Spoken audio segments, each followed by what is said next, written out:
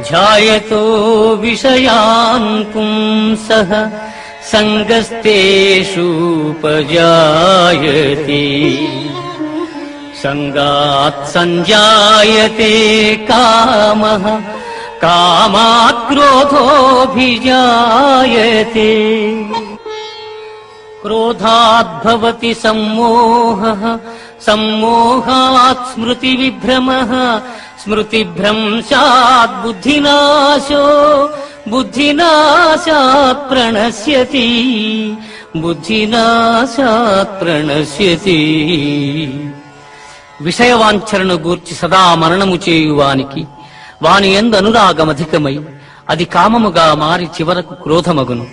క్రోధము వలన అవివేకము కలుగును.